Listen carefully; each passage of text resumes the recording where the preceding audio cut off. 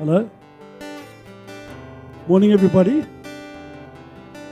I had another song on my heart this morning when I was coming here and preparing, and it was that song that says, "As we gather, may your Spirit work amongst us.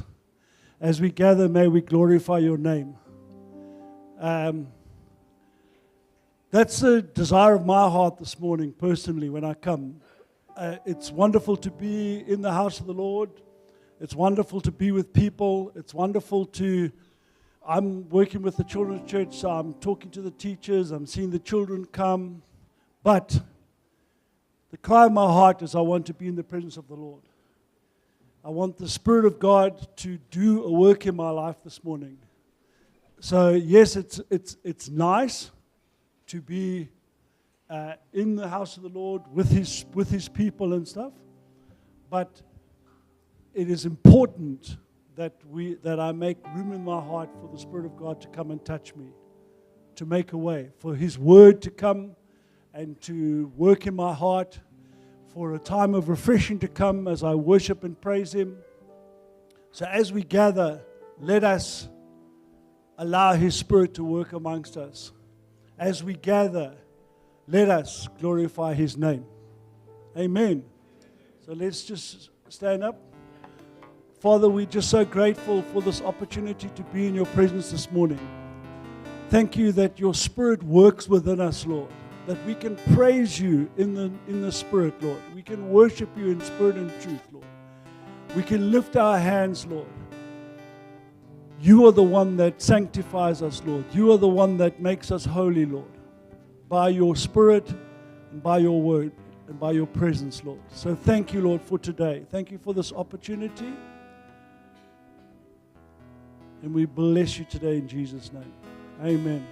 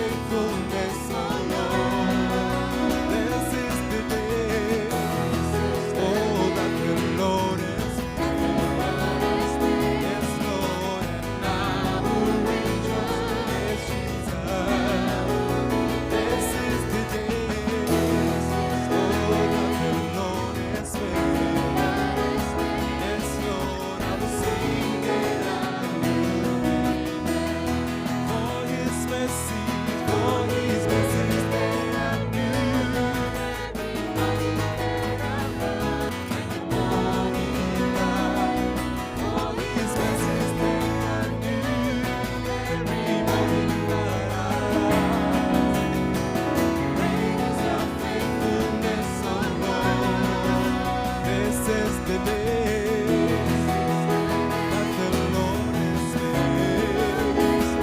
Yes, Lord, and I will rejoice. Oh, this is the day that the Lord has made.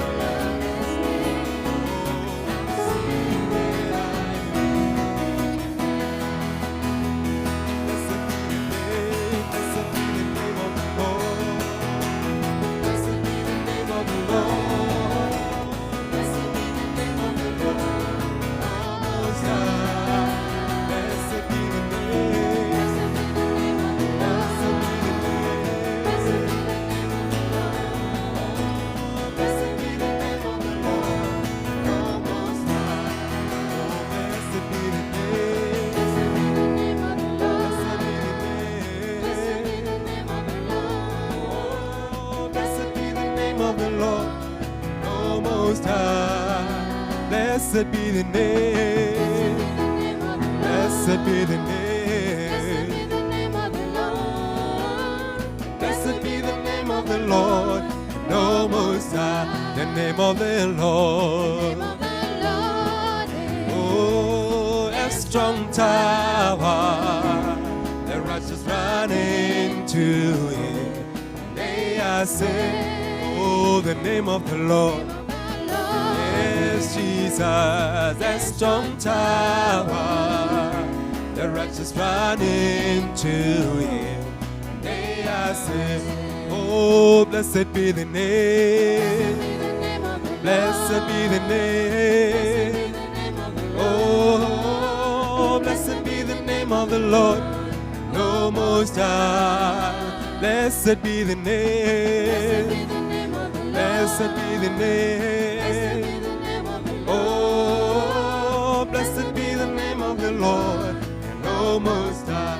The name of the Lord. The name of the Lord is a strong tower.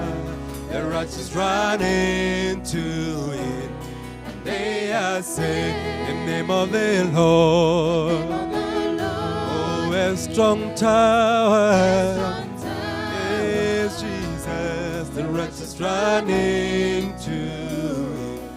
They are saved. Oh, blessed be the name.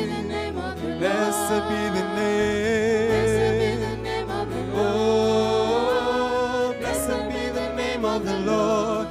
No, Most High. Blessed be the name. Blessed be the name. Blessed be the name.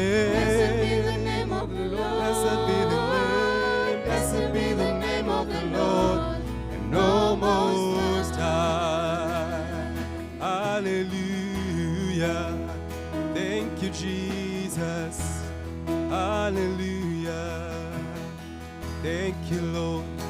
Thank you, Jesus. Blessed be your name, Lord. Hallelujah.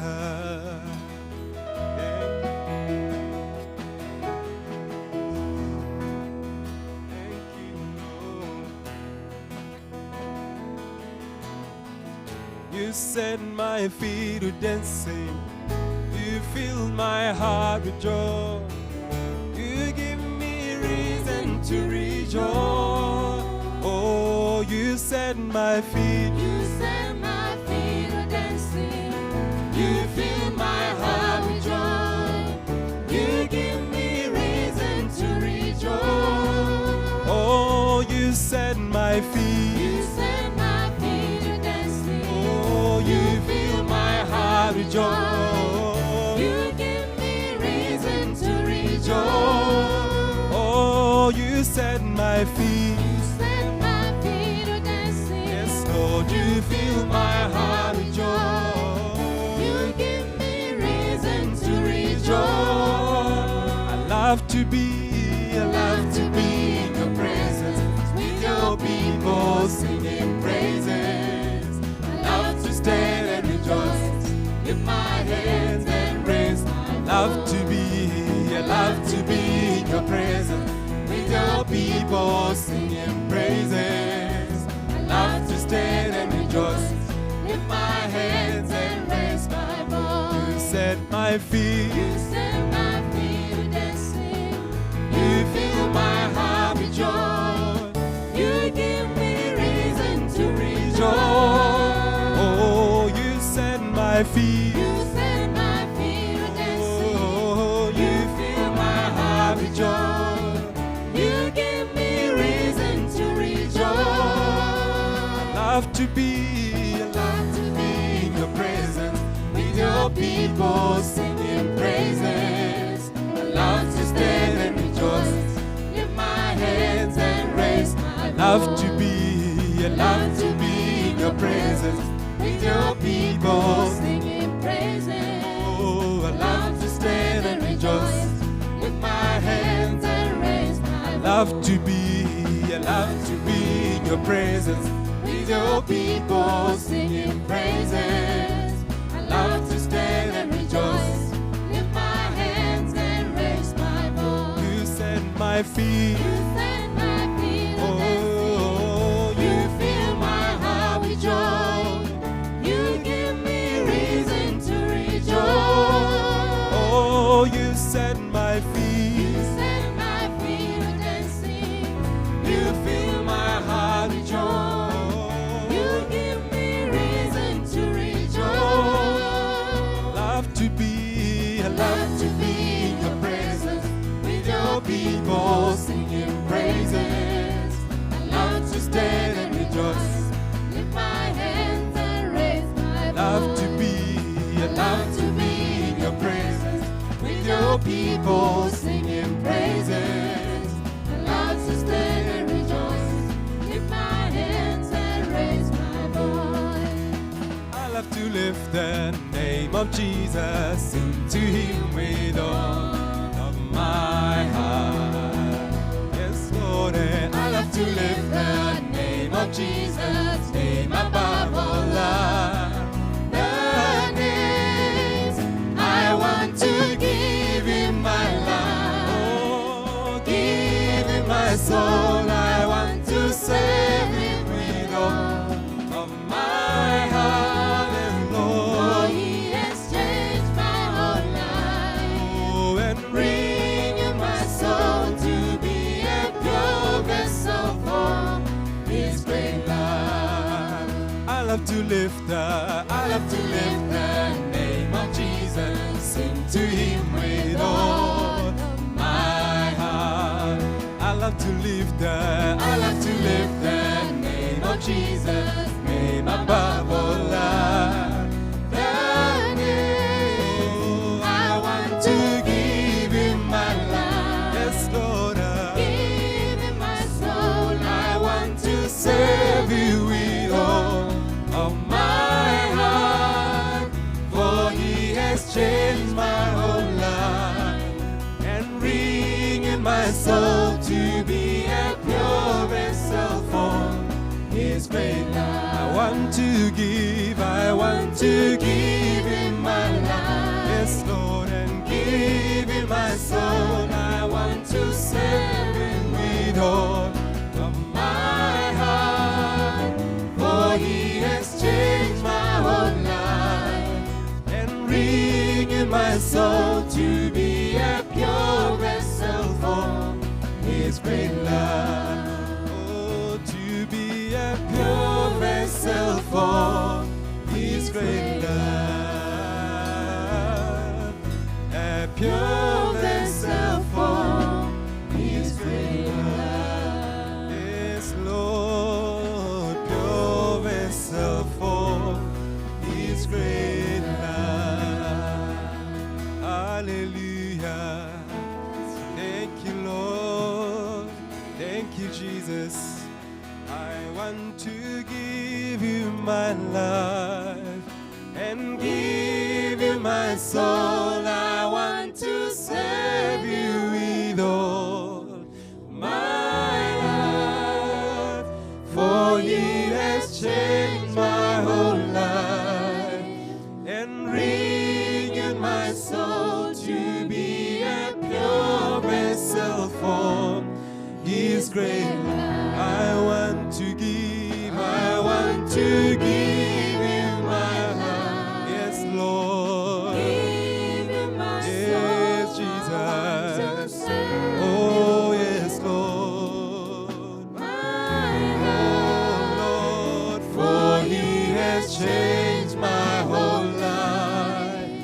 and bring in my soul to be a pure vessel for His great love. Oh, to be a pure vessel for His great love.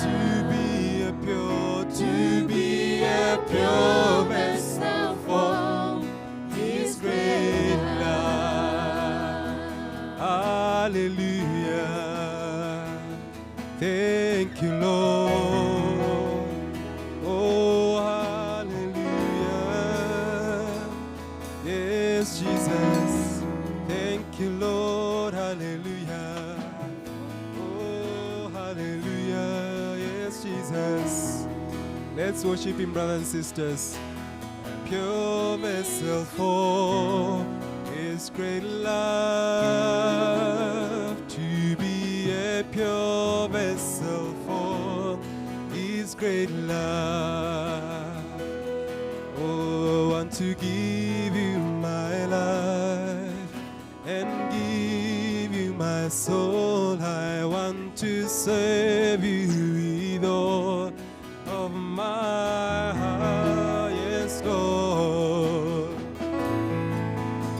Oh, yes, Lord. Bring You my soul to be a pure vessel for His great love.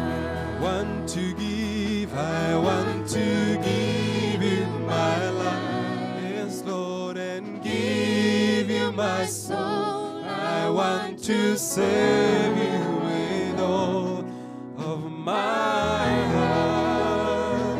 For He has changed my whole life. Yes, He does. Bring You my soul. Yes, Lord, pure vessel for His great love.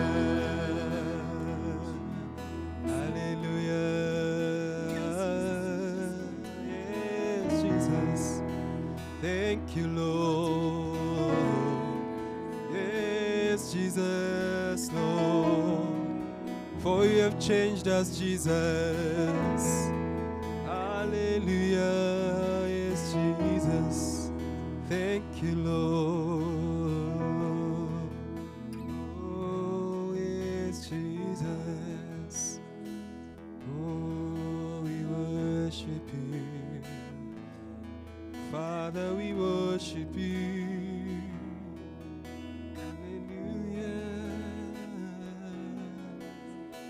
Thank You, Lord. Oh, we worship You.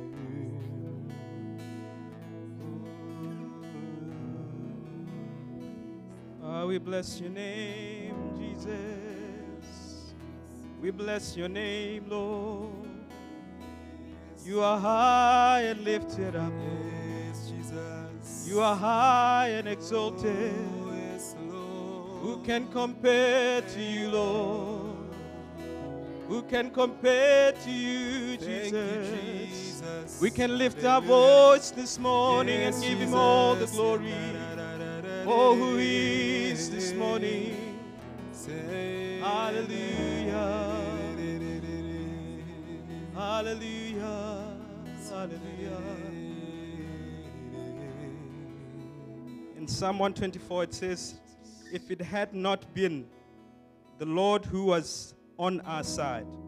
Let Israel now say, if it had not been the Lord who was on our side, when men rose against us, then they would have swallowed us alive. When their wrath was kindled against us, then the waters would have overwhelmed us. The stream would have gone over our soul. Then the sullen waters would have gone over our soul. Blessed be the Lord, who has given us as prey to their teeth. Our soul has escaped as a bird from the snare of the fowler. The snare is broken, and we have escaped. Our help is in the name of the Lord who made heaven and earth. Hey, my brothers and sisters, I think we have every reason this morning to worship Jesus. We have every reason to worship Him for what He has done if I look at all the lives represented here today, somewhere the Lord has set you free from something. How can we not worship Him? Yeah? How can we not lift our voice to Him and worship Him and give Him all the praise He deserves? Yeah? I don't believe this morning we should be limited by songs. We can sing a new song from our hearts. Yeah? So we're going to continue with that chorus. For you, what does it say? For He has changed my whole life. Oh, ring in my soul to be a pure vessel for His great love. I want to give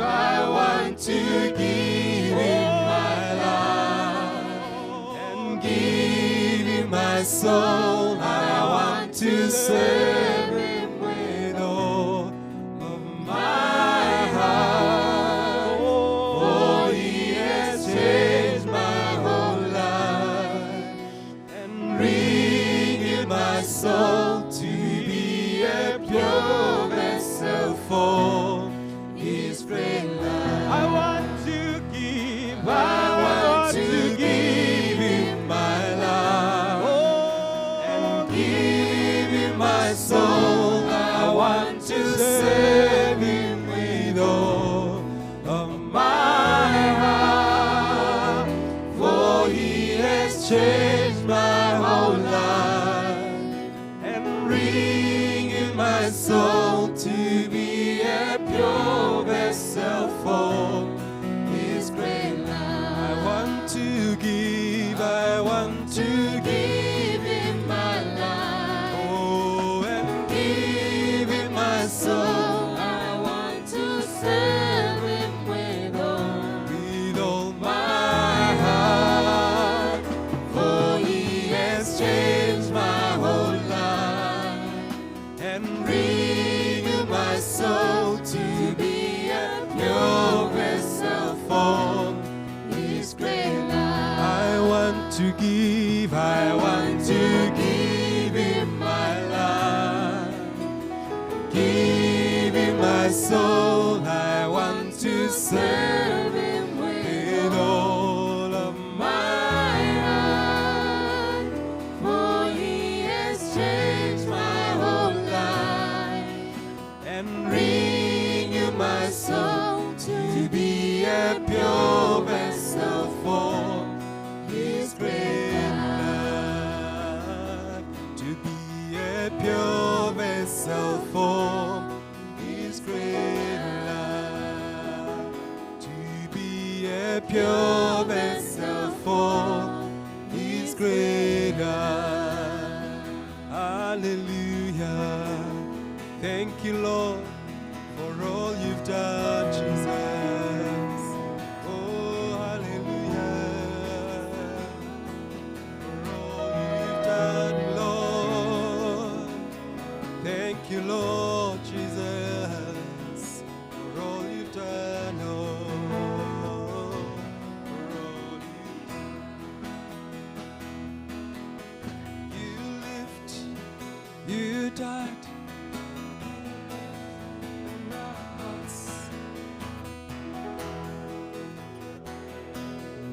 For the world to live again, hallelujah. For all you've done, you lived, you died, you lived, you died, you rose again on high, you opened the way for the world to live again, hallelujah.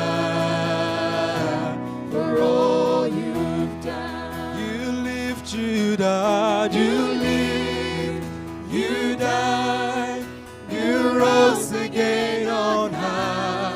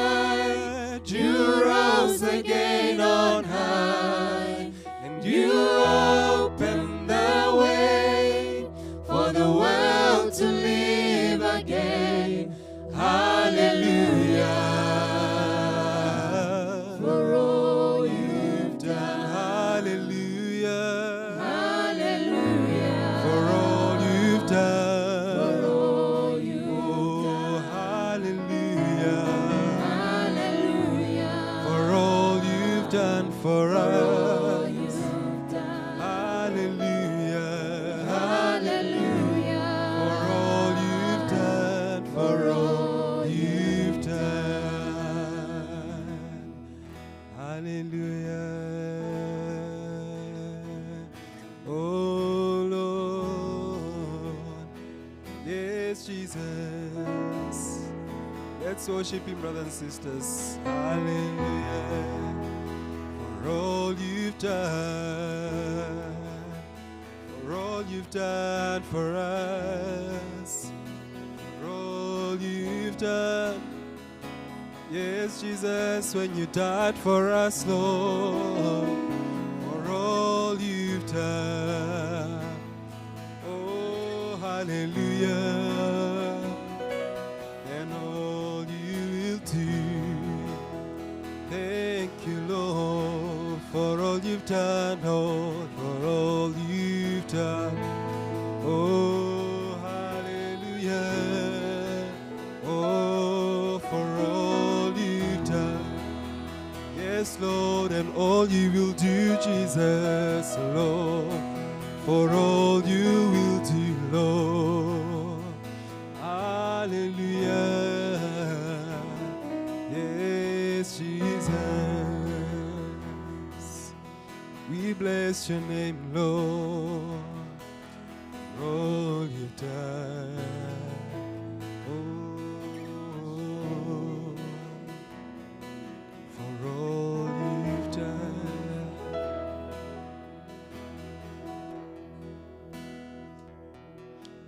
We bow down and worship Yahweh. We bow down and worship you, Jesus. We bow down and worship Yahweh. Yahweh. Oh, we bow down and worship. We bow down, oh, and worship Jesus. Oh, we bow down and worship. Yes, Lord, and worship Jesus. Oh, Jesus, Jesus,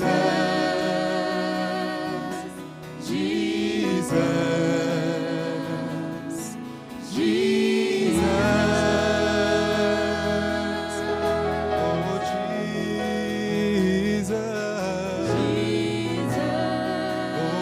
Oh, Jesus.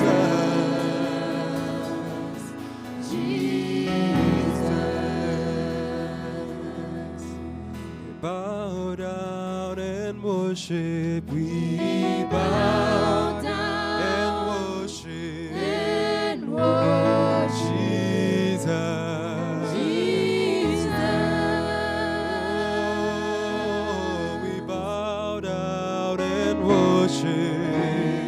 Oh, and worship. Yes, Lord Jesus. Oh, Jesus. Oh, Jesus.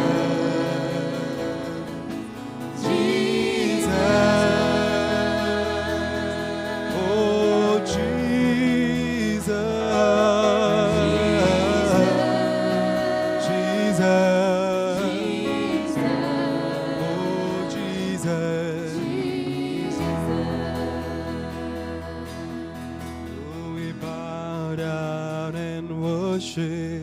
We bow down, worship Yahweh. Oh, we bow down and worship.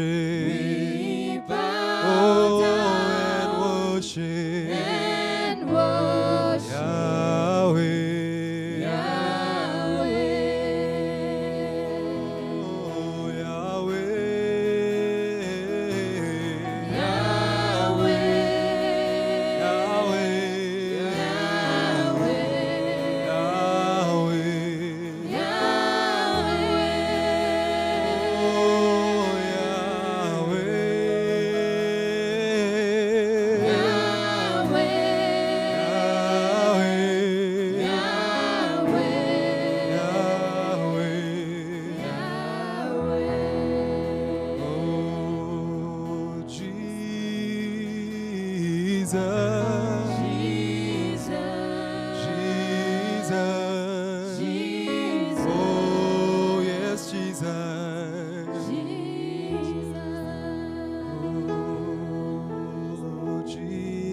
yes, Lord. Jesus, we worship you. Jesus. We worship you, Jesus. Oh, hallelujah. Oh, yes, Lord. Hallelujah. Thank you, Lord. Yes, Jesus. Lift our voices to you, Yahweh. Lift your voices to the Lord. Hallelujah. Yes, Lord.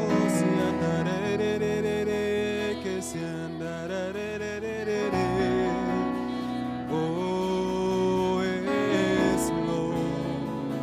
We lift you up, Jesus. We worship you, Lord. Yes, Jesus. Oh, Jesus. Hallelujah. Thank you, Lord. Yes, Jesus, Lord. Oh, sendara bareke sirianere. Oh, Jesus, Jesus. Oh, Jesus, Jesus. Oh, Jesus, Jesus, Jesus.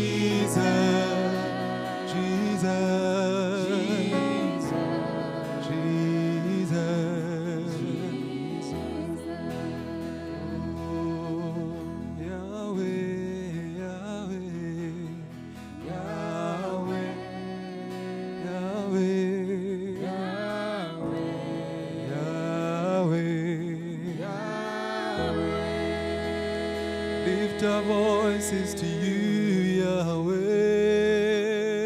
Yahweh.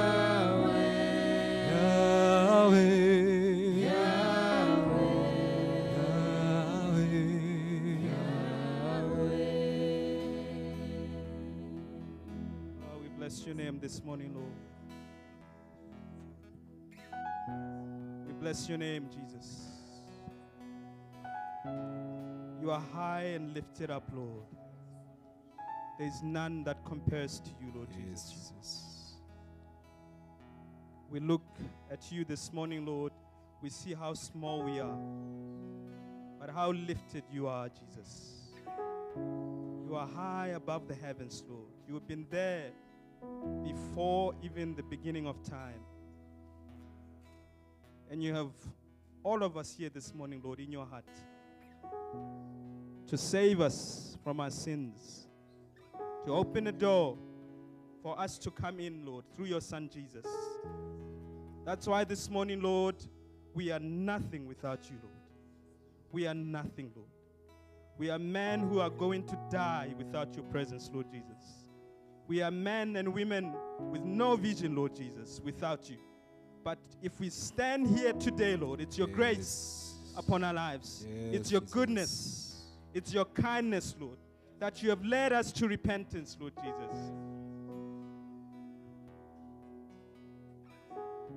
And I know this morning, Lord, there are some that have come for the first time. And they are wondering what is really happening here. But, Lord, I want you, Lord Jesus, to remind them by your Spirit that, Lord, they are not here by chance.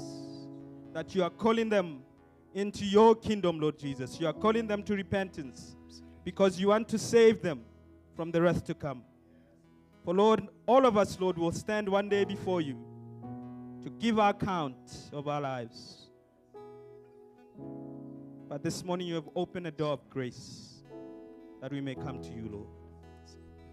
So for that reason, Lord, we are grateful. And we just want to give you all the praise, Lord. We just want to give you all the honor. Be glorified. My brothers and sisters, I believe we can lift our voice and just thank him this morning and give him all the praise, for who He is in our lives, Thank you, for Lord. what He has done, Thank you, Lord. how He has saved us Thank from you, our sins, Jesus. how He Thank continues you, to save us Lord. from Yes, ourselves, how He's Lord. continued to open a door Yes, for us to be Jesus. set free of all the sin in our lives. For Thank you, that, this Jesus, morning we for can lift saving our voice us. and worship Him. Thank you for saving us. Oh, we bless your name. Lord. Oh, Thank you for your goodness, Lord. Thank you for your faithfulness. Oh, we worship Yes, you, Lord. We Lord. worship you. We bless your name, Lord. Thank you, Lord Jesus. Thank you, Father. Thank you for your faithfulness, Lord. Yes, Jesus. Brothers and sisters, the Lord has just reminded me of the scripture where Jesus has been walking with the disciples now for a little while. And then He asked the disciples, "Who does the people say I am?" And you'll remember, some say, some say you're Elijah, I think. Some say you're this, some say you're that. And then the Lord turns to them and He says, "Who do you say I am?" And then it was Peter that said, "Lord, you are the Son of God." And I believe the Lord wants to ask you this morning, who do you say I am? And you will notice that Peter didn't say, "Oh Lord, you're my provider. Lord, you're the healer. Lord, you're this. Lord, you're that." But he said, "Lord, you are the Son of the living God." And I believe that's what the Lord wants to establish in our heart today. Not for what He can do for you, but for who He is in your life today. We thank you, Lord Jesus.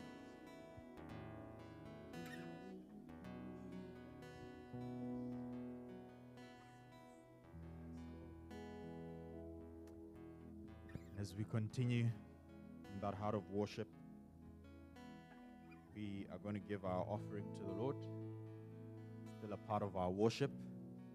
And I want to encourage you that to really give from your heart, but let there be a determination in your heart, where it's not just, at Harvest they say give from your heart, but somehow there should be a desire in your heart to take part in what the Lord is doing, to be part of what the Lord is building.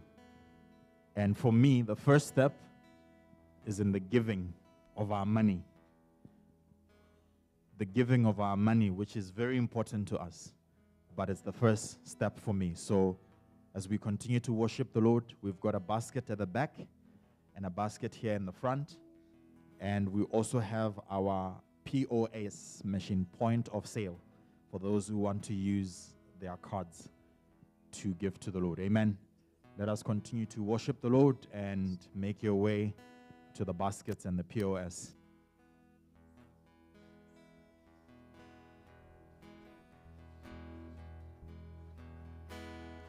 You are holy, holy. Are you Lord God Almighty?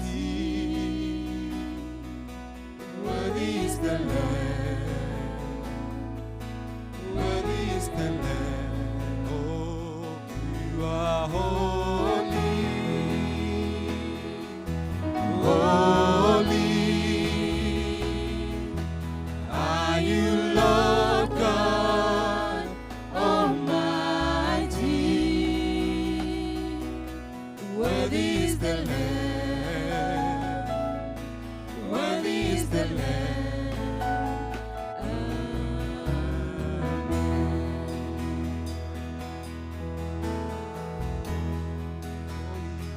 You are holy, holy. Are you Lord God Almighty?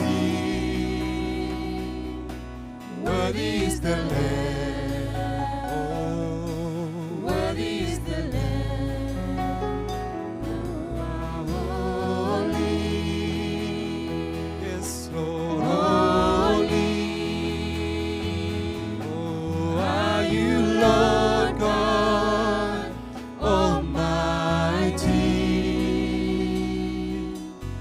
Worthy is the Lamb. Worthy is the Lamb.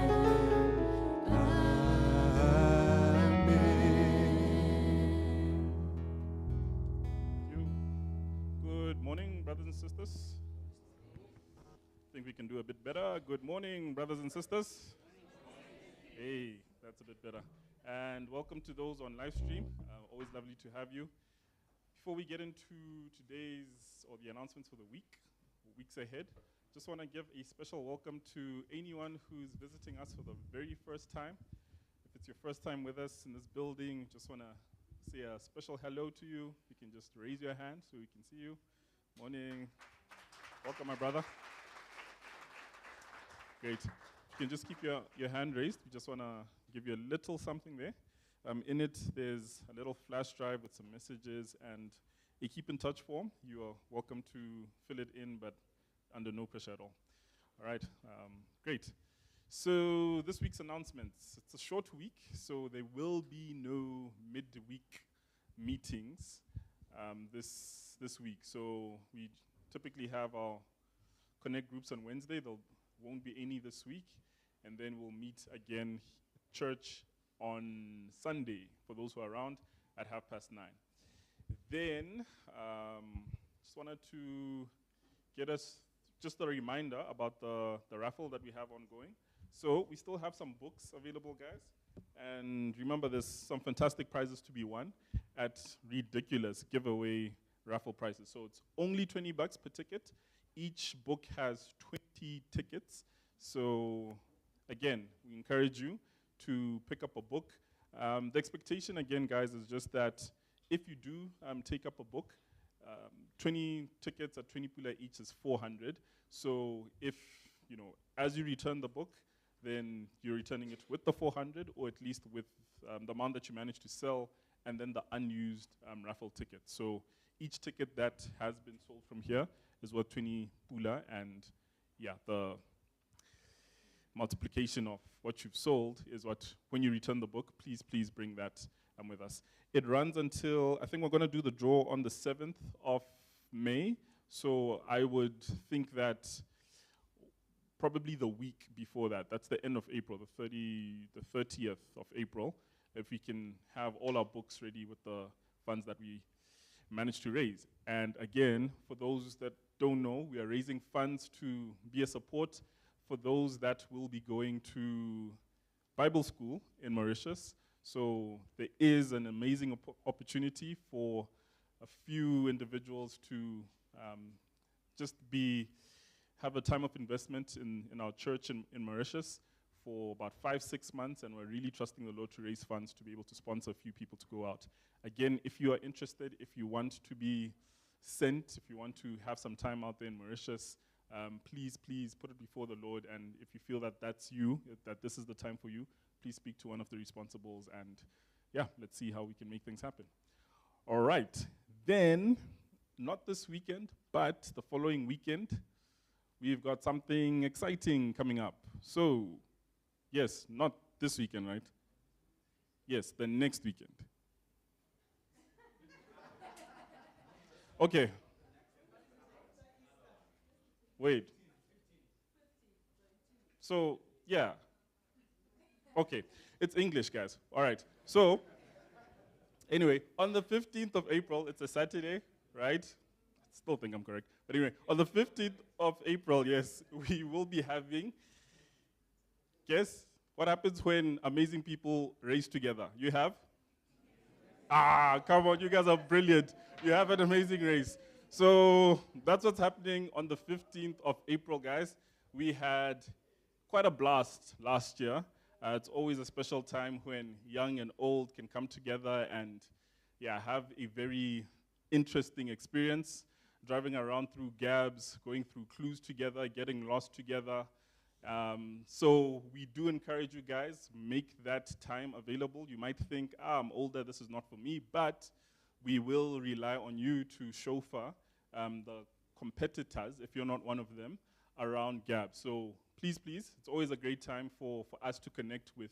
It's going to be mostly young people, but there's always a space for the elderly to also plug in, get engaged, get involved. So exciting times, guys. Remember the date, not Easter weekend, the weekend after Easter on the 15th at around lunchtime is when we're going to begin. But we will share more information around what time we're going to start. So yeah, that's what we're looking forward to. Have I missed anything? I think we have an announcement on Children's Church Camp. Dave, thanks. Morning again. Yeah, I'm not allowed to enter the amazing race because the last 2 times I won. So it's an opportunity for you older people to come and join us. So I've come to talk about Children's Church, unfortunately. Yeah, Children's Church. Children, stand up quickly.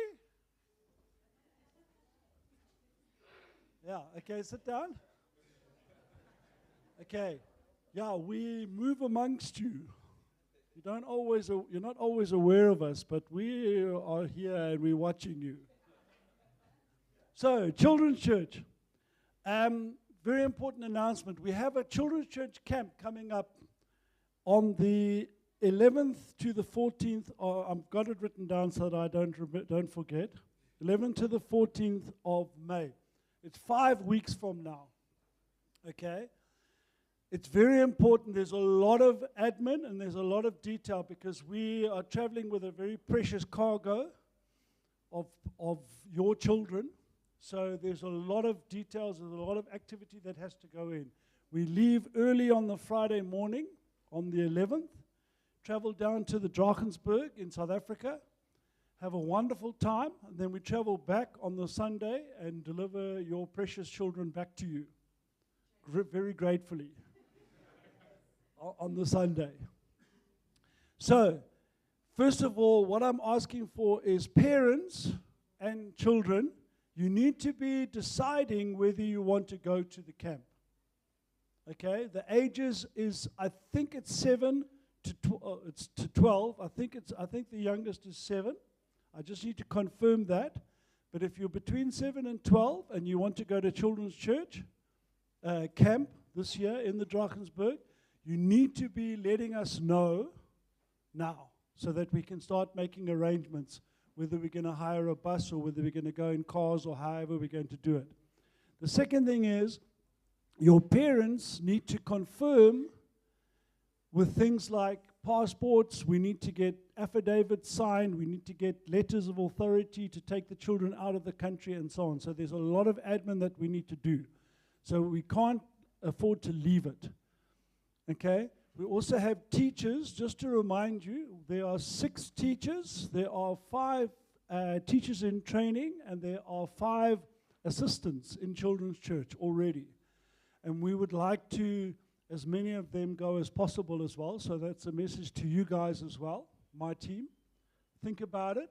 It's a wonderful opportunity. The Drakensberg is where we had the family camp last year.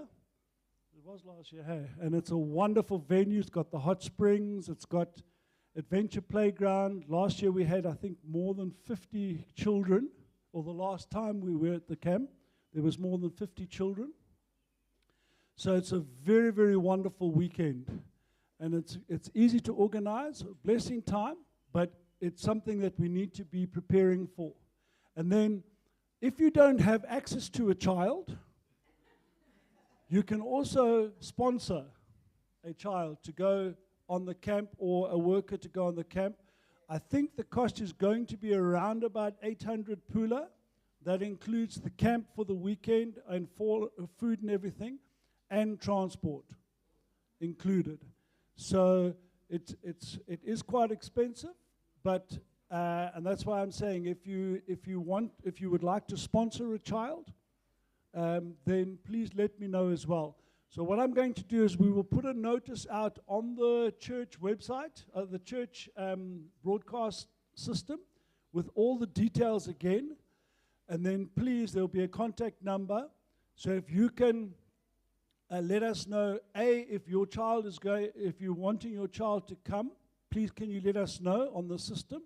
If somebody wants to come as a helper or to come and attend, you're also very welcome.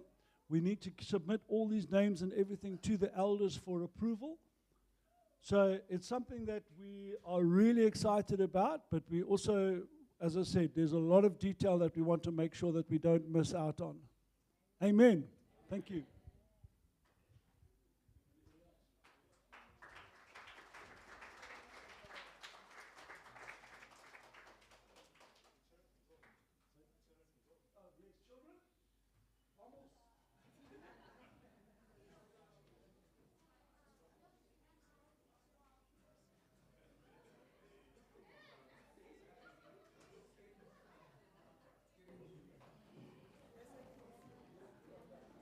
One, two, one, two. 1, 2. 1, 2. Can you hear me? Are we good there? We're good. I think before we start, I think it would be good just to stand and greet someone you haven't seen, someone you don't know, someone you're not familiar with.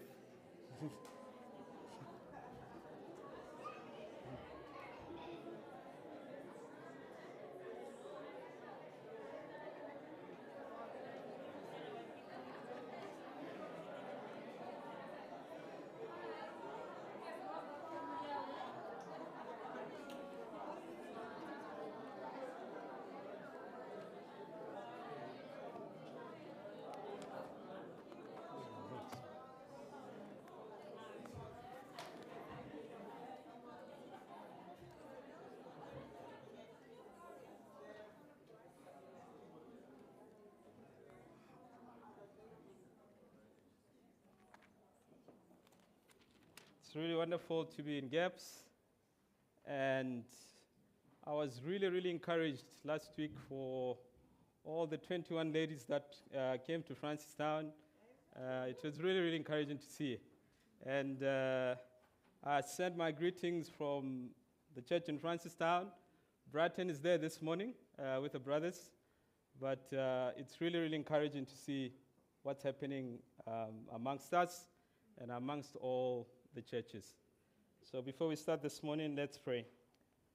Lord, thank you for this morning. Thank you, Lord, for your goodness upon our lives, Lord. Your faithfulness, for taking care of us, for giving us food, for giving us clothes, Lord. We are grateful, Lord Jesus. These things may seem to be small, but Lord, this is your provision. This is your kindness towards us, Lord. Lord, we would be in the streets today, but Lord, you've given us the grace, Lord, to be standing here in your presence and communing with you, Lord Jesus. Above all, Lord, we thank you for Jesus, for what he has done, how he continued to forgive us of our sins, how he continues to encourage us to continue. And we're grateful, Lord, for this, Lord. In Jesus' name, I pray. Amen. Amen. I was really encouraged by the word of the Lord that came this morning about, is Jesus really the Christ to you? Does he really mean anything to us? And I think that's a very, very, very key question today because of the world we live in and where the world is going today. Huh? Is everything all right? Okay. So it's important to ask ourselves if really Jesus is Lord over our lives. Is he really Lord? Or we know about him, we have read about him, but does he really live inside of us? Are we really at a place where we know him personally? And I believe this is very key because of what we will face in the days to come. Jesus himself will keep us, but only if we know him. He can only keep us if we know him. If we do not know him, we are deceived. We can either deceive ourselves to think that we know him, yet we do not know him. So my question to you this morning, and as the Lord was leading this morning, is he really Lord over our lives? Because if he's really Lord of our lives, then he holds our lives. If he's not Lord, the days that will come, there will be terrible days for us. We will not be under the protection of the Lord. So this morning, I just want to share in those lines. If you come with me to Haggai. You say Haggai, James? Haggai. Sorry, guys.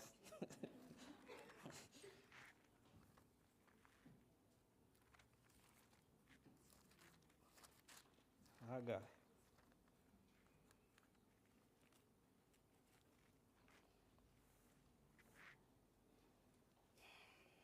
Haggai chapter 1. What was happening here is the children of Israel had been in captivity for 70 years in Babylon. Now they were out. There was a king called Darius who had sent them back to Israel, which was destroyed completely in those days. And he had sent them back so that they can restore the temple. So in verse 1 it says, in the year of King Darius, in the 6th month, on the first day of the month, the word of the Lord came by Haggai the prophet to Zerubbabel the son of Shealtiel, governor of Judah, and to Joshua the son of Jehozadak, the high priest, saying, thus speaks the Lord of hosts, saying, this people says, the time has not come, the time that the Lord's house should be built. Then the word of the Lord came by Haggai the prophet, saying, is it time for you yourselves to dwell in your paneled houses, and this temple to lie in ruins? Now therefore, that says the Lord of hosts, consider your ways. You have sown much and bring in little. You eat, but do not have enough. You drink, but you are not filled with drink. You clothe yourselves, but no one is warm. And he who earns wages to put into a bag with holes. Thus says the Lord of hosts, consider your ways. Go up to the mountains and bring wood and build a temple, that I may take pleasure in it and be glorified, says the Lord. You looked for much, but indeed it came to little. And when you brought it home, I blew it away. Why? Says the Lord of hosts. Because of my house that is in ruins, while every one of you runs to his own house. Therefore, the heavens above you withhold the dew, and the earth withholds its fruit. For I called for a drought on the land, and the mountains on the grain, and the mountains on the grain and the new wine, and the oil, on whatever the ground brings forth, on men and livestock, and all the labor of your hands. So what happened is, now it was 16 years later, and lethargy has just fallen into the children of Israel. They had relaxed completely.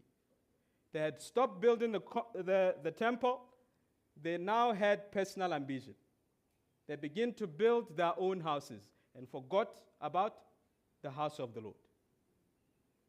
And the Lord says to them, you have sown much and bring in little. You eat, but you do not have enough. You drink, but you are not filled with drink. And he who earns wages to put into a bag with holes. They had forgotten the house of the Lord. They have now been captivated by personal ambition. And we know, even for today, how the Lord warns us as a church of neglecting the salvation in which God has brought into our lives. He warns and says, be careful, be careful. This world, we are here today and we are gone tomorrow. We are here today, we are gone tomorrow. In fact, Jesus could even come tomorrow. Now, my question to you, that's why I'm asking, as Ronel was asking this morning, where are we with our relationship with Jesus? Where are we? Have we forgotten? Maybe we are born again, yes. Have we forgotten our salvation and now we are moving on with our own personal ambition? This is my question this morning. This is my question. And I don't want to downgrade anyone's needs or anyone's failings or anything, or our personal, natural needs. I don't want to degrade that today. But Jesus, my brothers and sisters, comes first before all things. He is our provider. He's the one who provides jobs and food and everything. You think because you work, you are the one who provides that food? It's God who has opened that door for you to get that job. It's His provision upon our lives. And today, I believe we need to examine our own faith. Paul says in I think it's Philippians, he says, examine yourself to see if you are still in the faith. What comes first in our lives? What comes first? Is it our relationship with Jesus and His kingdom? Or it's totally the opposite? When Jesus saved us, my brothers and sisters, it was not our own idea. I didn't just, thought, man, I think I need to be born again, I think I just need to be born again and be a good person. No, I was a sinner, and He found me and He gave me faith. In Ephesians, it says, now we are His workmanship. That means He didn't just save us. He saved us and gave us this wonderful relationship with Him to be His vessels in His kingdom. That's why if you want to see a dead Christian, is one who does not participate in the kingdom of God. He dies quickly. The desire that he had fades away quickly. Why? Because somewhere he's not putting his hand or her hand on the plow. Come with me to Hebrews. In Hebrews 2, you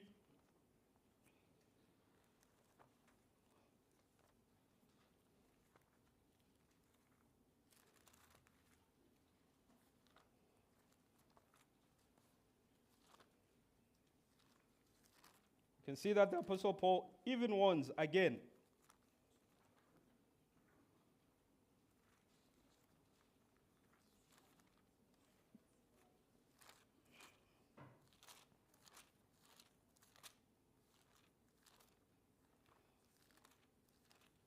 I'm just racing here looking for Hebrews.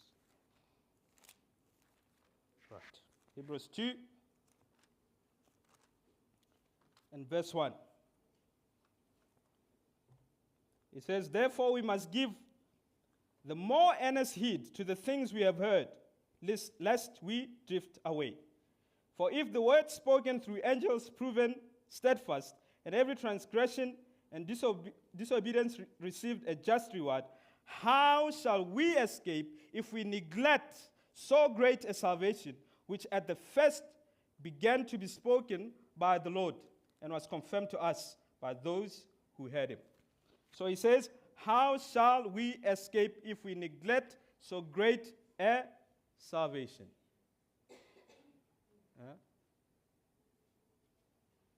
He warns us again. It's a warning. Be careful to neglect your own salvation. Be careful. Be careful, because you will not be able to stand the influence of this world. The world has become so strong. You know, when COVID hit the world, we were all shaken, isn't it? We were all shaken.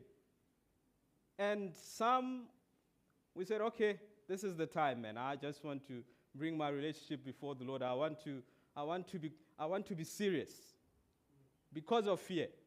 But the reality is, it was just for a period of time, then we began to drift. Now, COVID has passed. Everyone has moved on. Oh man, we've passed the great storm. Let's continue as we did. Let's continue. We have forgotten the house of the Lord. We are now continue to build our own paneled houses. Yes or no? Yes or no? We have continued, we have forgotten that we've went through a hard time and we were tested. Not only that, there are some who have fallen away. There are some who have fallen away, even in the church. But we are still here. It's the grace of God upon our lives. My question is, what are we doing with that grace that the Lord had allowed us to go through that time and we are here today? What are we doing with that grace? It comes back to our own personal life with Christ. We cannot even serve in the church if we ourselves do not have a personal relationship with Jesus Christ. Our personal relationship with Jesus is the basis, is the primary that leads us to serve in the church. That's why if a Christian does not serve in the local church, it's because their personal relationship with Jesus is in ruins.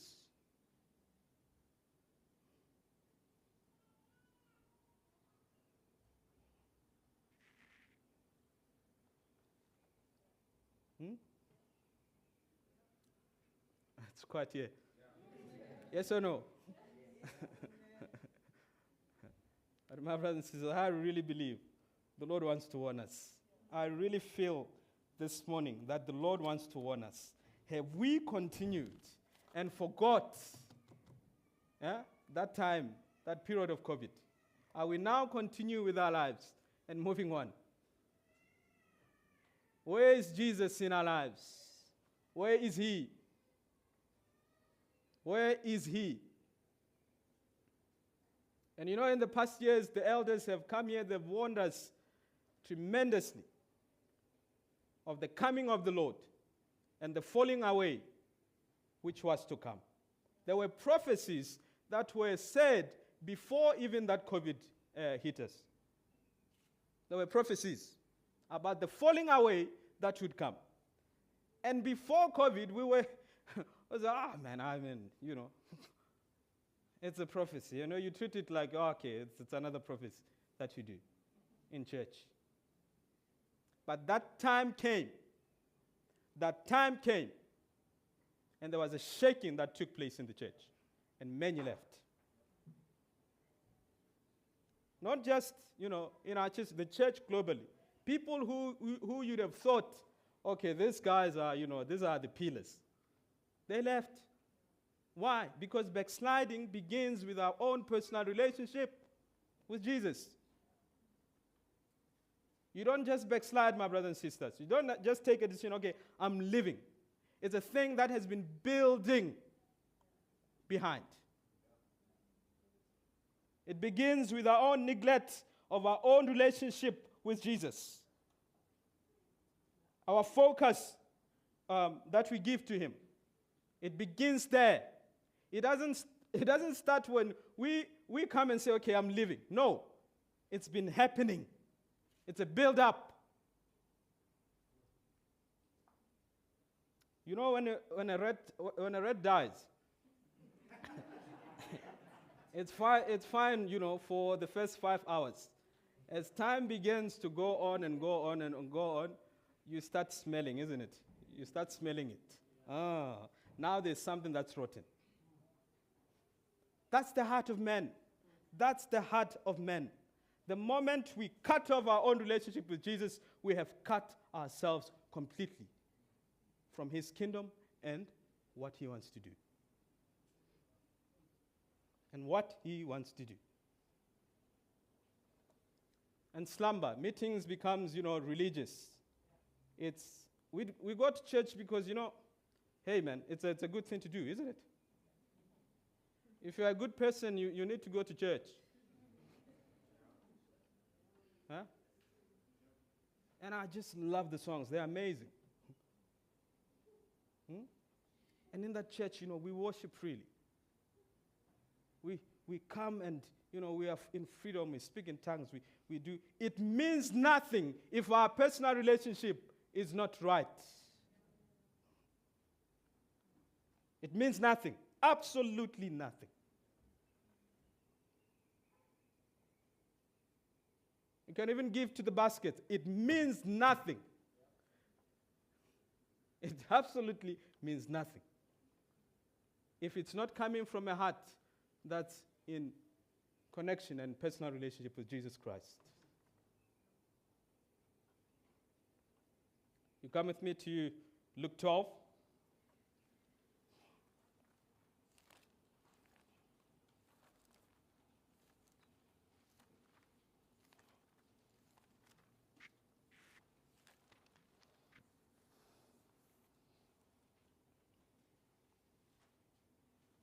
It's the parable of the rich fool. In verse 13 it says, "Then one from the crowd said to him, 'Teacher, tell my brother to divide the inheritance with me.' But he said to him, 'Man, who made me a judge or an arbitrator over you?' And he said to them, 'Take heed and beware of covetousness. For one's life does not consist in the abundance of the things he possesses.'" That's a very key statement. For one's life does not consist in the abundance of the things he possesses. Then he spoke a parable to them, saying, "The ground of a certain rich man yielded plentifully. And he thought within himself, saying, 'What shall I do, since I have no room to store my crops?' So he said, 'I will do this. I will pull down my barns and build greater, and there I will store all my crops and my goods. And I will say to my soul, so you have many goods laid up for many years. Take your ease, eat, drink, and be merry.'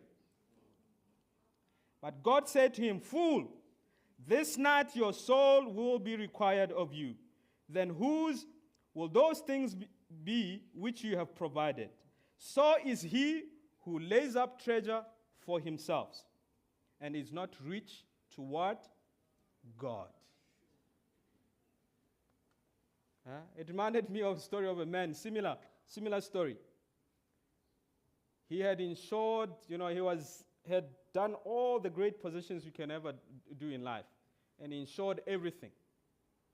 And now the investments have matured, everything was wonderful.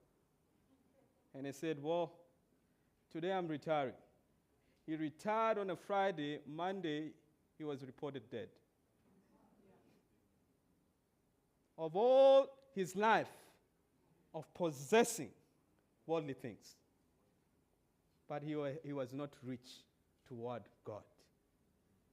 My brothers and sisters, this world is passing away. And I'm not saying this, please hear me. I'm not saying this so that we are not wise, do things, properly, to invest or please do those things.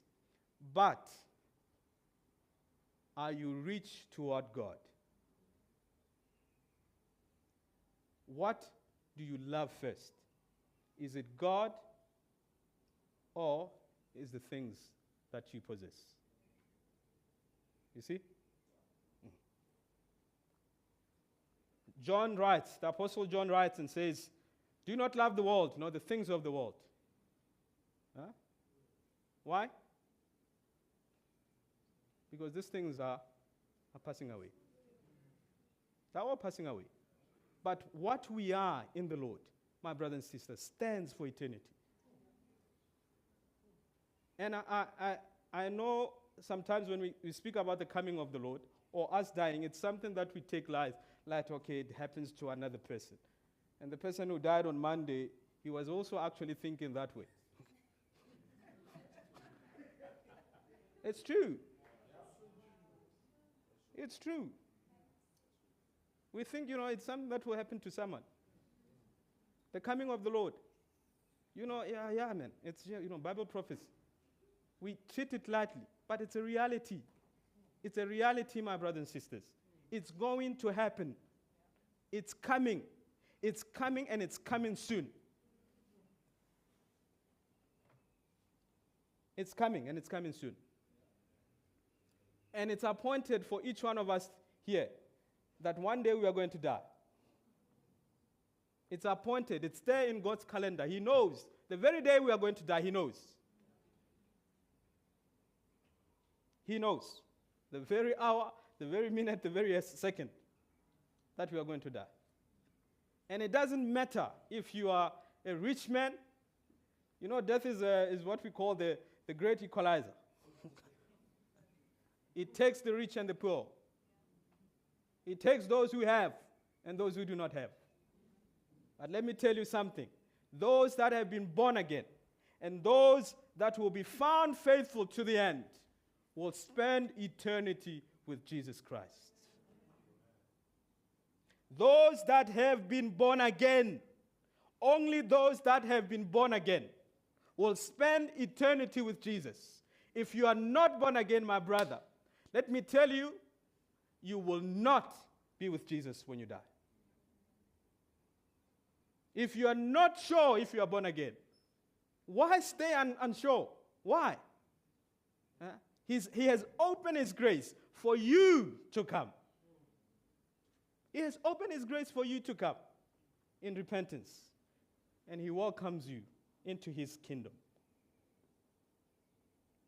And our faith, if it's really, really a healthy faith, we should be waiting for the coming of the Lord. In fact, the early church, they actually believed that Jesus was going to come in their era. They were living as people that will live tomorrow. That's how they were living. In Thessalonians, Paul writes, come with me to 1 Thessalonians 4.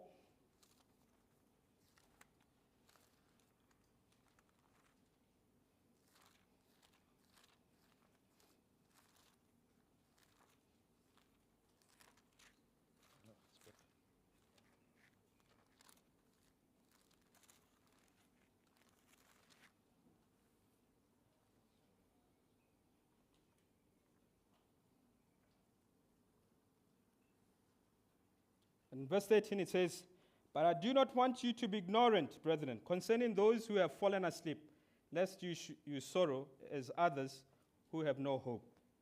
For if we believe," now this is key, "for if we believe that Jesus died and rose again, even so God will bring with Him those who sleep in Jesus.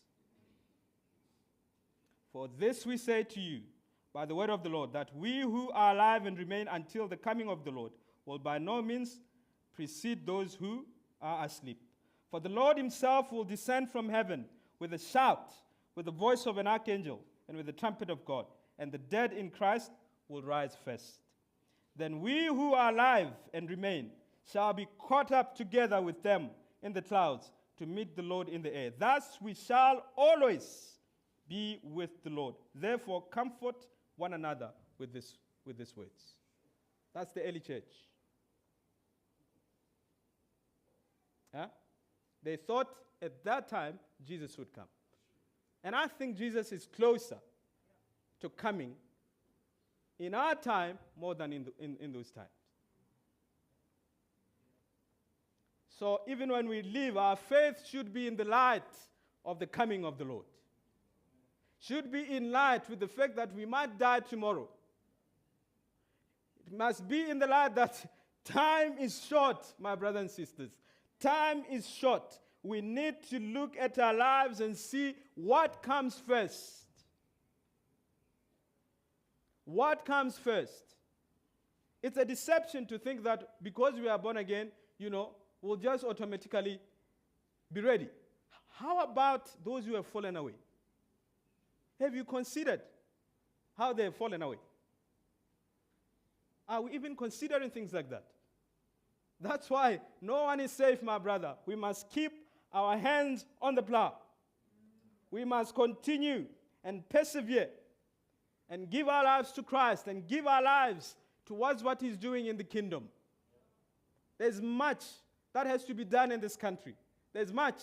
We have neighbors. We have people that do not know Christ. We have relatives.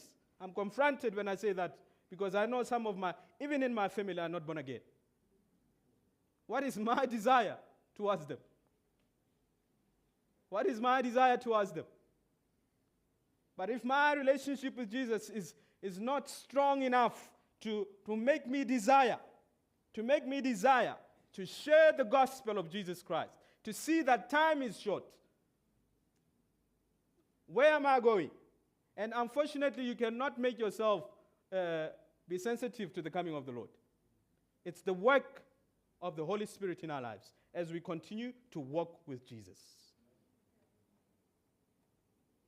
So we can come out of this service today and say, oh, man, I just want to be ready. It's a wonderful desire, but are you ready in your heart for that time? Are you ready?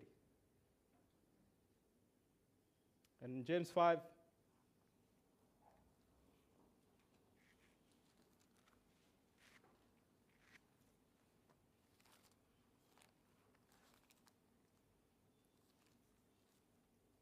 unfortunately, faith is a subject that has been really, really distorted within the church at large. Because you come to Jesus because of you. Because of what you want. If I need a car, I will go to Jesus and tell him that I need a car. I'll go to Jesus and tell him, Jesus, you are obliged. Because of my faith, you are obliged to give me a car. God is obliged to nothing. That's why when we got born again, he gave us that faith. It's not our faith. It was his choice. And he takes lordship over that faith. That's why in Matthew 6:33 it says, seek first the kingdom of God. Seek first the kingdom of God. And all these things shall be added. It's his volition. He does it because he wants. It's not because we are going to him to tell him. And we can take all the scriptures in James, everywhere. But what we always fail to see is that those scriptures were written to churches that were going under persecution. And the Lord at that time, he's encouraging them, have faith. Have faith. Have faith. And in chapter 5, verse 7,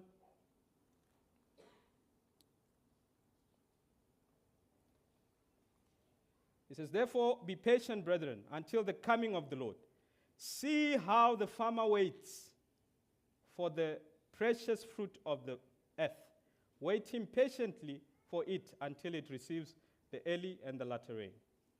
You also be patient. Establish your hearts. Establish your hearts. For the coming of the Lord is at hand. In the same manner, we can also open in Philippians. I'll be done just now.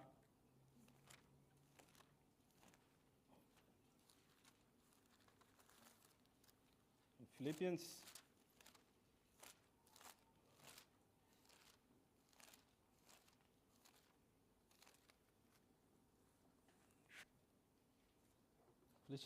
chapter 3, verse 17. It says, brethren, join in following my example, and note those who walk as you have us for a pattern. For many walk, of whom I have told you often, and now tell you, even weeping, that they are enemies of the cross of Christ, whose end is destruction, whose God is their belly, and whose glory is in their shame, who set their minds on what? Earthly things. For our citizenship is in heaven, from which we also eagerly wait for the Savior, the Lord Jesus Christ, who will transform our lowly body, that it may be conformed to his glorious body, according to the working by which he is able to even to subdue all things to himself. From those two scriptures that we've read, the word wait, establish your heart in James. Establish your heart. Set your mind on things above, not on things on the earth. Yes or no? Yes or no? And in closing, I'll read Hebrews 10. And we're going to stand and pray. And we're going to examine our lives. Today we'll have communion together.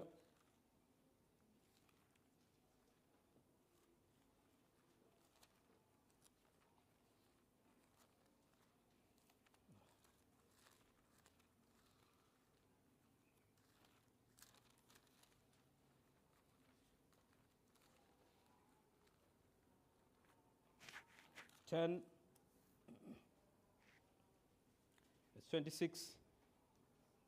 The writer of Hebrews have been talking about the sacrifices and everything.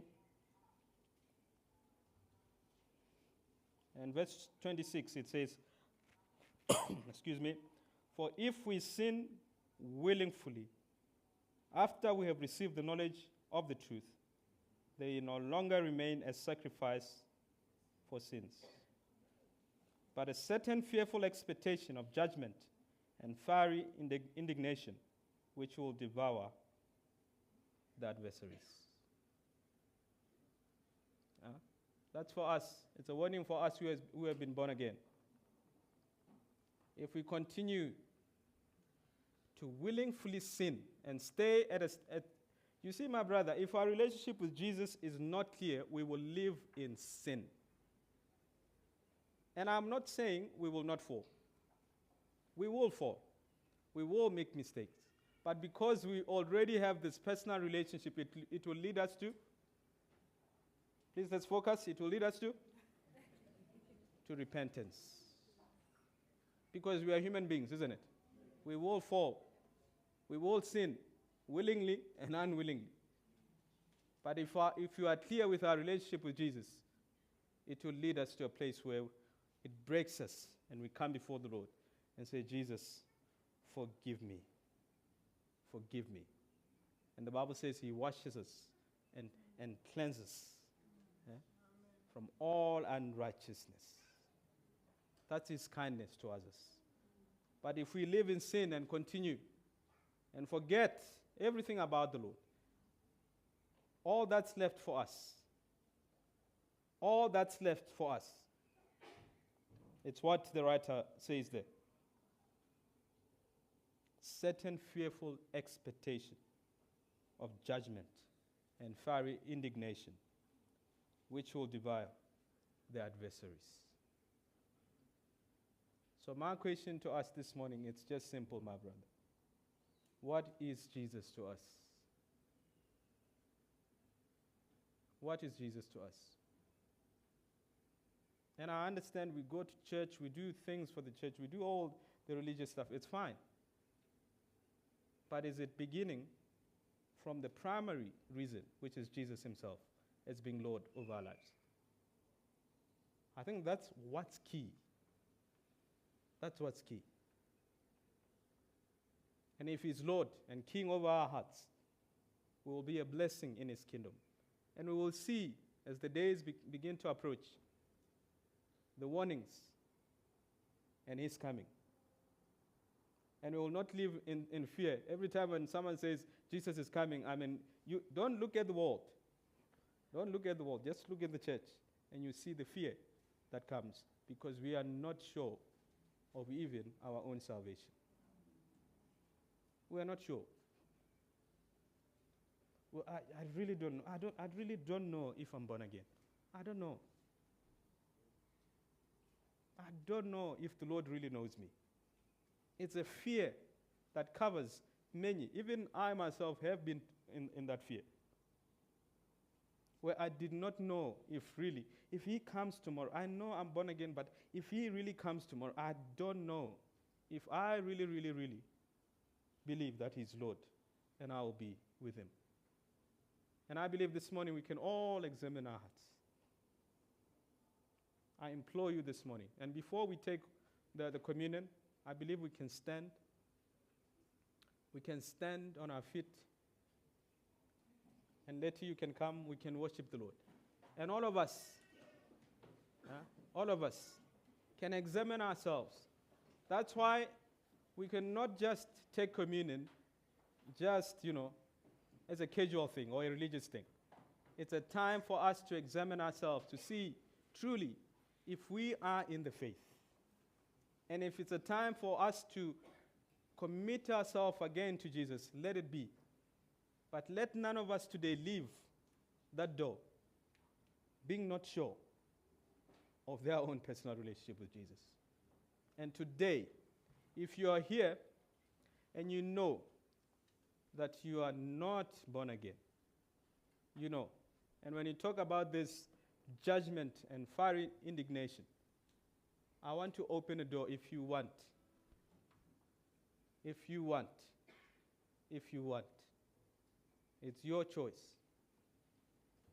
We will come and pray with you. You can come and we can trust the Lord. If you are not sure, before we take communion, come. Let's pray together. Let's trust Jesus. And I know also that those that are on the edge of backsliding, no one knows. No one knows about it. You alone know. I want to encourage you, my brother, do not let this moment pass you by. Come. Forget about whoever is here. All of us here. It could be us tomorrow. It could be us. It could be us. That's why today we can trust the Lord and minister and pray for anyone with needs today, knowing that my brother is being won back into the kingdom. Amen. Yes or no? Yes. We bless your name. We bless you, Lord. Lord, we thank you, Lord Jesus. Thank you for your kindness upon our lives.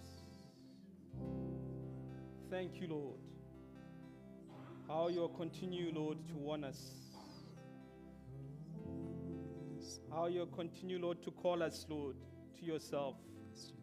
That's your love towards us. Your goodness leads us to repentance, Lord Jesus.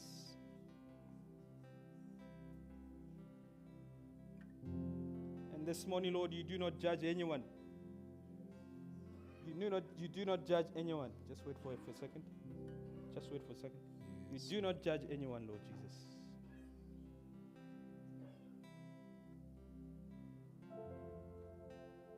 So this morning, if you are in those categories, please come. Before we take communion, come. Let's pray for you. If you do not want to come, it's fine. You can sit in your chair, but look to Jesus. Look to Jesus. I don't believe that anyone should come today out of that door very unsure. I don't believe it. And it would be a sad thing for you to walk out and you don't know that you truly have a personal relationship with Jesus. Yes, Lord. So as we worship that song, with that song, please feel free to come. And we'll trust the Lord with you and pray with you that the Lord may restore you if you are backslidden, if you are seeking Him, that the Lord would save you. Amen.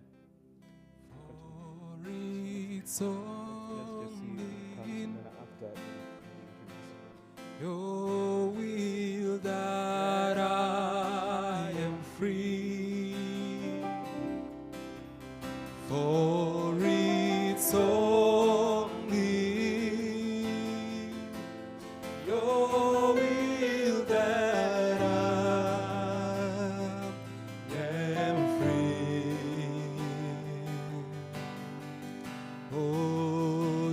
Jesus.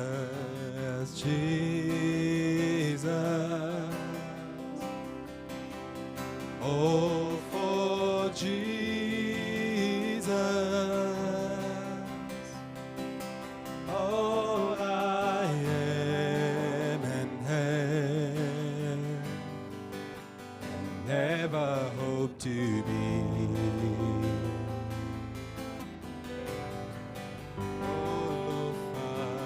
All of my ambitions, hopes, and plans, I surrender these into your hand. For it's only, for it's only your will that I am free.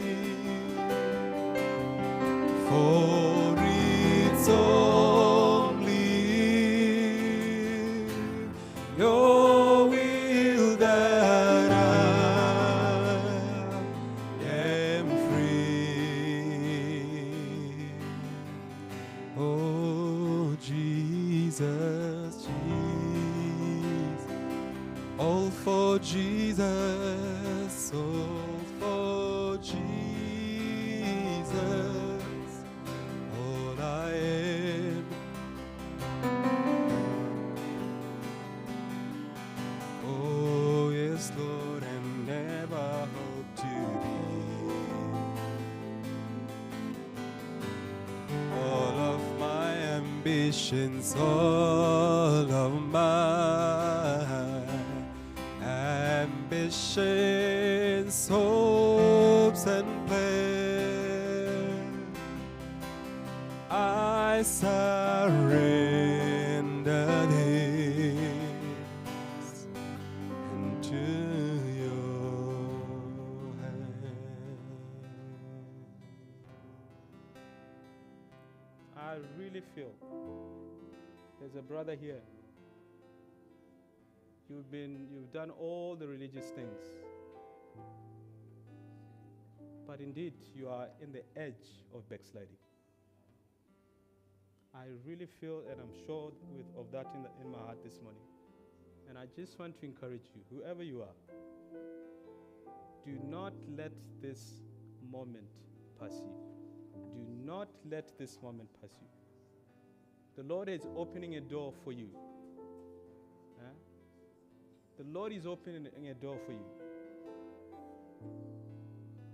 And sometimes, our pride can block us as men.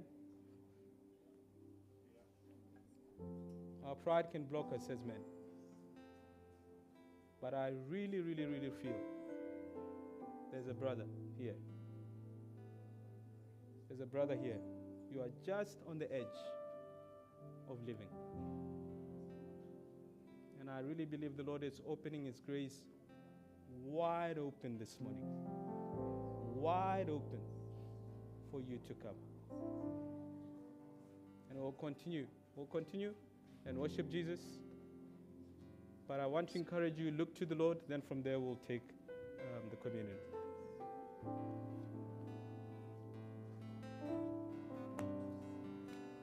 For it's only your will that I am free. For it's only your will that I am free. Oh Jesus, all for Jesus, all for Jesus, all I am. Never hope to be, never hope to be.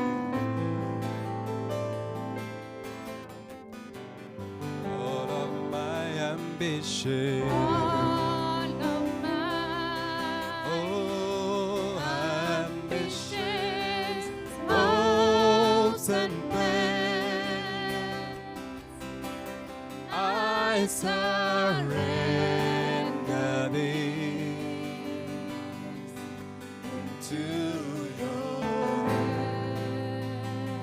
For it's only for it's only your will, Lord. your will that I am free. For it's only, For for it's only your will that I am free. For it's only, for it's only, yes, Lord. your will that I am free. Oh, for it's only your will that I am free. Oh, I am free. I am free. I am free. I am free.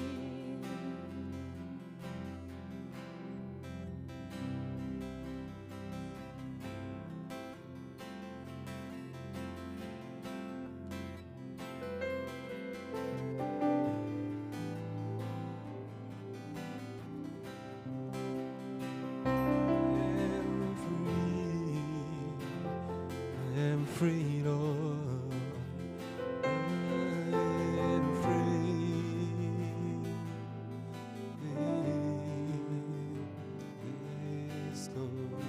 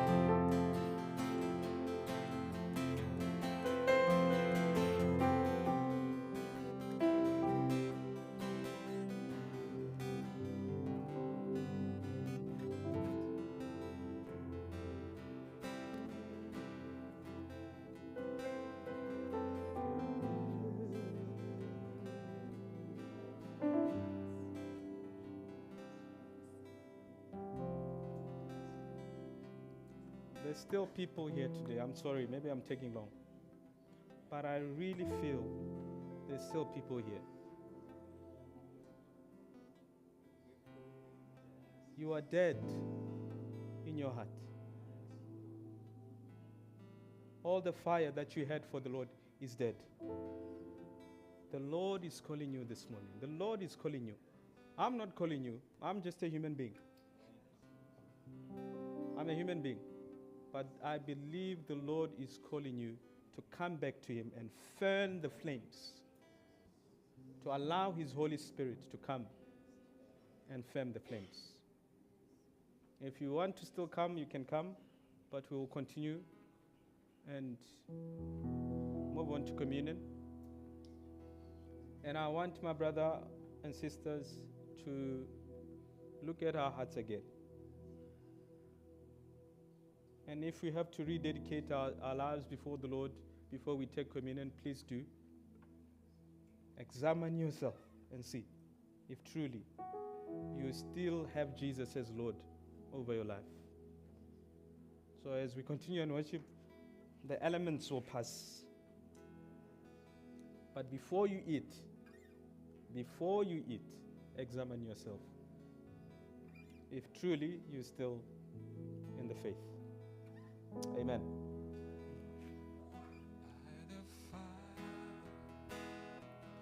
In my heart, I'm seeing you once again. And as the communion is being passed to us, you know, what Khiwa is saying, in my heart I feel, even during the worship, you know, we can sing. There was the song that we sang, We Bow Down.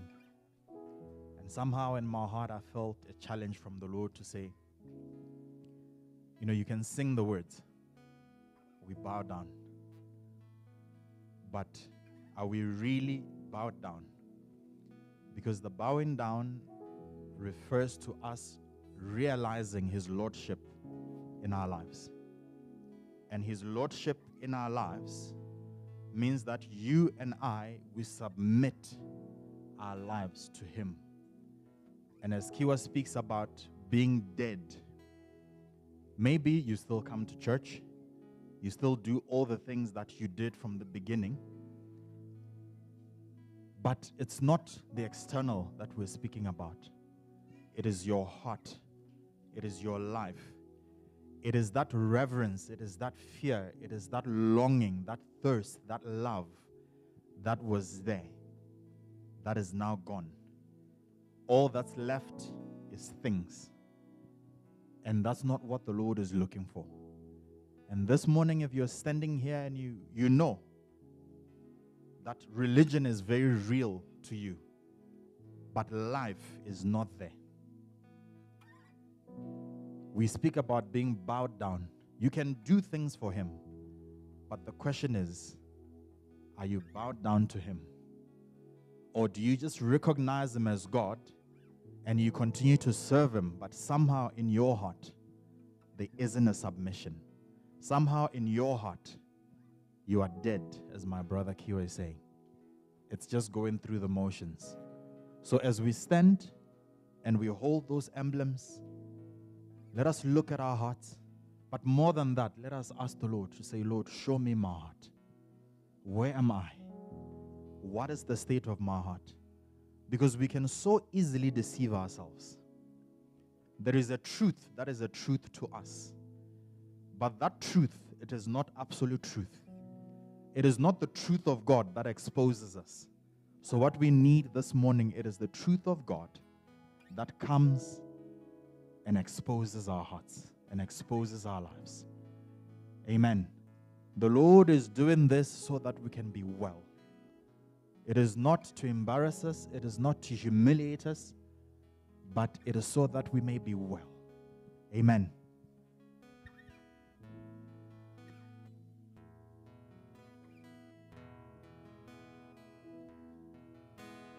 You have never asked for a sacrifice, but you've given me a body to save you.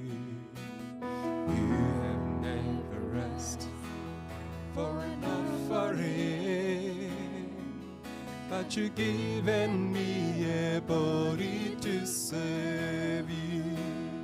You have never asked for a sacrifice, but you've given me a body to save you. You have never asked for an offering, but you've given me a body to save you. Here am I, oh Lord. Here am I, oh Lord. I want to do your will. Oh, I lay down my life at your feet. Oh, here am I, oh Lord. I want to do your will. You reign over me.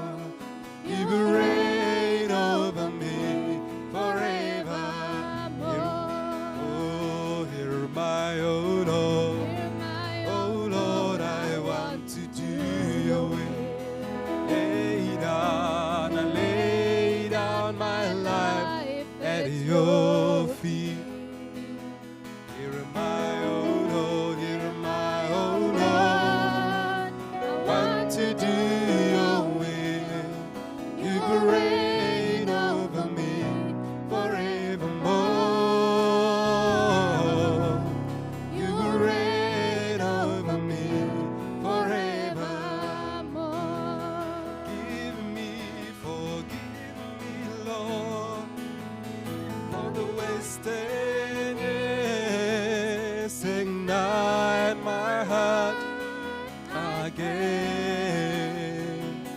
By the fire in my heart, oh, today. At the fire in my heart, at the fire, oh, in my heart. Let me see you once again. At the fire in my heart. Oh, let me see you once again. Forgive me, Lord, for the wasted days. Ignite my heart again. At the fire in my heart today. At the fire in my heart. At the fire, yes, Lord, in my heart.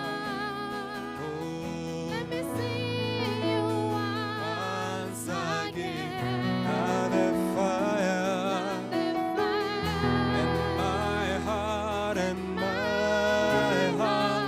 Yes, Lord, let me see you once again. Forgive me, Lord, for the wasted days. Ignite my heart again.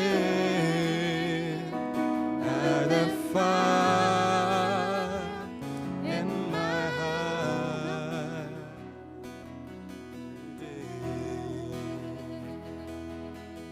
Oh, at the fire in my heart again.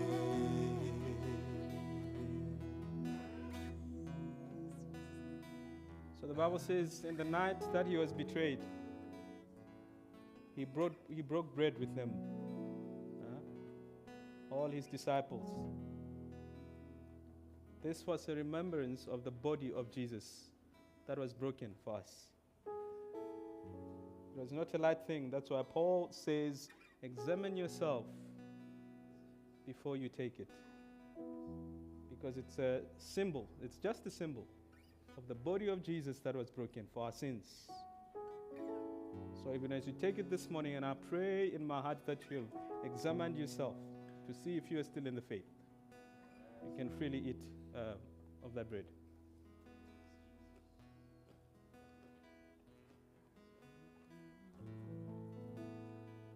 And the cup speaks of his blood that he shed for us to establish the new covenant. Because of his blood. Without his blood, there is no forgiveness of sin. And this must remind us all along our lives, even this coming week, of the blood of Jesus that is always available to come and wash us of our sins.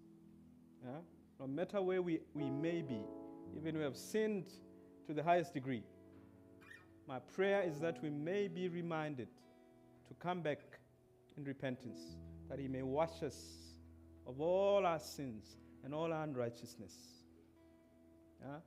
Yes or no?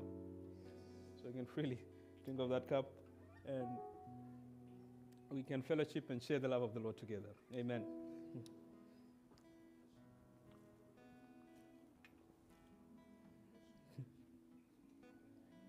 Amen. We're done. Yeah.